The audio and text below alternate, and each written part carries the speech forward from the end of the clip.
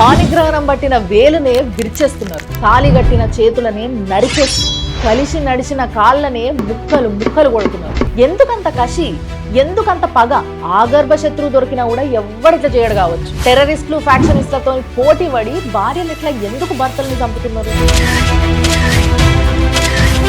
స్వతంత్ర దేశంలో సావు కూడా పెళ్లి లాంటిదే బ్రదర్ అని ఆకలి రాజ్యం సినిమాలో పాటిన్నారు కదా. చావు కూడా పెళ్లి లాంటిదే కాదు, అసలు పెళ్ళంటేనే సావుకొచ్చింది. ఇప్పుడు 15 ముక్కల కింద నరికి ఆ భర్త బాడీని ఒక డ్రమ్ములేసి సిమెంట్ పోసేసి దర్జాగా అసలు ఏం చేయనట్టు ఇద్దరు కలిసి ట్రిప్కి వెళ్ళిపోయినారు. 54 నిమిషాలు సెల్ఫీ వీడియోలో ఆయన బాధనంతా ఎల్లగక్కుని తర్వాత చచ్చిపోయిండు. మీ ప్రాపర్టీ అంతా నా పేరు మీద రాసేంత వరకు నేను పిల్లల్ని కూడా కనా అని చెప్పేసి సొంత తల్లి కరెక్ట్గా 36 రోజులకి పెళ్ళైన తర్వాత భర్త చనిపోయింది. నేను చచ్చిపోయిన తర్వాత ఏవైతే నా ఆస్తికలు ఉంటాయో వీటిని తీసుకుపోయి గంగల్లో ఇంకో దగ్గర కలపకండి, డ్రైనేజ్లో కలపండి, పొలానికి చల్లేటందుకు అని చెప్పేసి పురుగుల మందు కొనిపించి అది తిండిలో కలిపి పెట్టి చంపేసింది.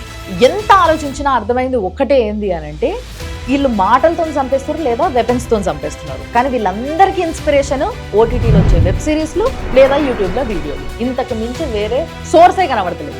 మన ఇంట్లోకి వెళ్ళి పెళ్లి చేసి మన గడప దాటి పంపించేస్తే అయిపోయబ్బా నాకు అవసరమే లేదు ఏమైనా వేసుకొని అని అనుకుంటున్నారా? అర్థమైతలేదు. జీవితాలు మాత్రం సర్వనాశనం అవుతుంది.